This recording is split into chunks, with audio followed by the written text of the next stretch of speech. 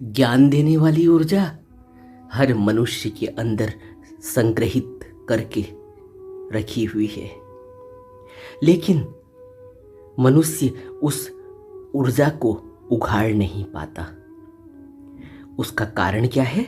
उसका कारण है कि मनुष्य अपनी इंद्रियों के जरिए बाहर संसार में फैल जाता है। आंखें देखती हैं, एक अच्छा दृश्य देखती हैं, उसको पा लेने के लिए वह प्रेरित होने लगता है। इसी तरह से नाक से कुछ सूंघता है और फिर स्वाद के लिए इच्छुक हो जाता है।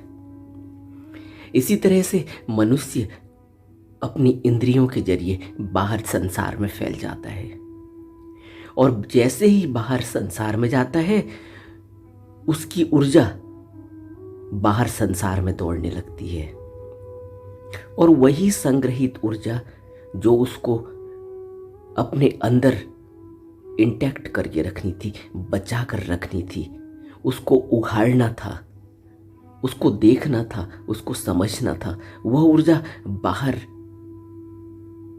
कृत्यों में लग जाती है, बाहर नया आविष्कार करती है, बाहर कुछ नया खोजती है और वही ऊर्जा बाहर से नए सामान को तैयार करती है और वहीं फंस जाती है।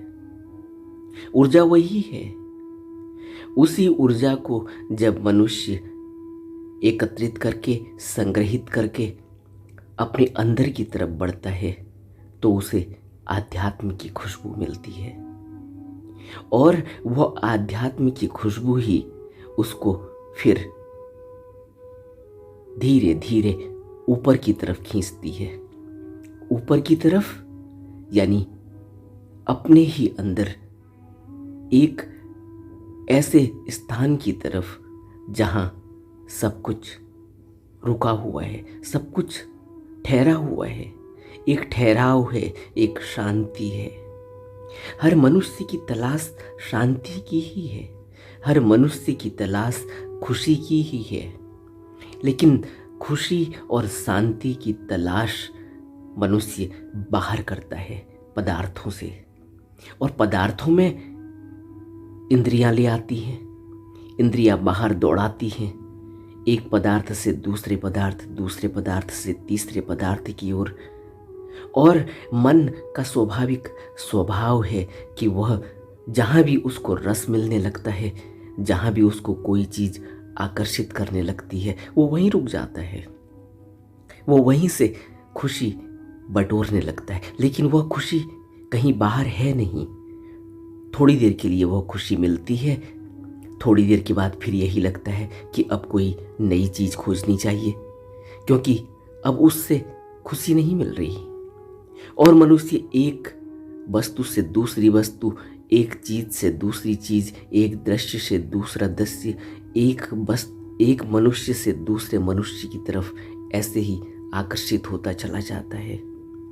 और यह जीवन ऊर्जा जो कि अपने ही अंदर शांति और खुशी दे सकती थी, वह बाहर पदार्थों में उलझ कर रह जाती है। जिस तरह एक मधुमक्खी एक फूल से दूसरे फूल, दूसरे फूल से तीसरे फूल की तरफ दिन भर दौड़ती रहती है। और उद्देश्य क्या है?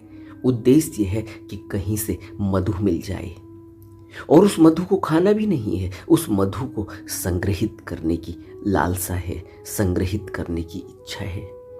और इस संग्रहण में वह अपने जीवन को ही दांव पर लगा देती है, क्योंकि जब वह संग्रहित करके इकट्ठा कर पाती है तब तक उसके जीवन का अंतिम पड़ाव आ जाता है। और या तो वह स्वतः ही उस जीवन को छोड़ जाती है और या फिर कोई मधु निकालने वाला आता है, मुंह पर कपड़ा बांधकर मसाल लिए हुए, वह उस पूरे छत्ते को, उस पूरे संग्रहित मधु को ही उखाड़ कर ले जाता है। और यह मधुमक्खी जिसने पूरे जीवन सिर्फ यही दौड़ भाग करी, एक फूल से दूसरे फूल में जाकर मधु को इकट्ठा किया, वह उस मधु का स्वाद भी नहीं ले पाती। कितना बड़ा दुर्भाग्य हमें लगता है कि उस मधुमक्खी का होगा, लेकिन एक मनुष्य, साधारण मनुष्य की जिंदगी भी इसी तरह से इस संसार में चलती है। वह भी एक वस्तु से दूसरी वस्तु की तरफ, एक फूल से दूसरे फूल की तरफ ऐसे ही आकर्षित होते रहता है। तलाश सिर्फ यही है कि शायद यहाँ खुशी मिलेगी, शायद वहाँ खुशी मिलेगी, और ऐसे ही चलता रहता है, दौड़ता रहता है। लेकिन अंत में वही होता है कि खुशी कहीं नहीं मिलती, और फिर थक हार कर रुकने की कोशिश करता है। लेकिन अब शरीर तो रुकना चाहता है, लेकिन मन नहीं रुकता। शरीर में ऊर्जा नहीं रहती, इसलिए शरीर रुकना चाहता है, रुक जाता है, चल ही नहीं सकता क्योंकि ऊर्जा ही नहीं है। लेकिन मन अभी भी दौड़ता रहता है, क्योंकि मन के पास उतनी ही ऊर्जा है, लेकिन वह शरीर का इस्तेमाल नहीं कर पाता, लेकिन फिर भी दौड़ता रहता है। अब और एक व्याधा उत्पन्न हो जाती है, अब एक और पश्चाताप घेरता है कि पूरी जिंदगी बीत गई, सुख नहीं मिला, और इस सुख की तलाश में पूरी दुनिया घूमी, सब कुछ इकट्ठा किया, सब कुछ जोड़ तोड़ किया, सब सामान इकट्ठा किया, लेकिन खुशी नहीं मिली। और खुशी कहाँ गई? खुशी इस मन की ऊर्जा, जो मन बाहर दौड़ रहा था, इसने उस थोड़ी देर की खुशी को इसी ने पी लिया, और मनुष्य शांत नहीं हो पाया। यह मन शांत नहीं हो पाया, यह दौड़ता ही रहा। और परिणाम क्या हुआ? परिणाम यही हुआ कि अंत में फिर विषाद घेर लेता है, अंत में फिर व्यथा और पीड़ा घेर लेती है, क्योंकि शरीर दुर्बल हो जाता है, दौड़ते दौड़ते थक हार जाता है, ऊर्जा नहीं रहती। क्योंकि शरीर का भी एक वक्त है, एक टाइम है, 50 साल, 60 साल, 70 साल, इसके बाद शरीर दुर्बल होने लगता है, पीड़ाएं घेर लेती हैं, बीमारियां घेर लेती हैं। लेकिन मन अभी भी अतृप्त बना रहता है, अभी भी खुशी और शांति की तलाश में। लेकिन शांति और खुशी मन को अपने ही अंदर रोकने से थी, उसको अंदर की तरफ दौड़ाने से थी, उसको अंदर की तरफ ले जाना था, लेकिन उसको बाहर दौड़ा दिया और उल्टा कृत्य हो गया।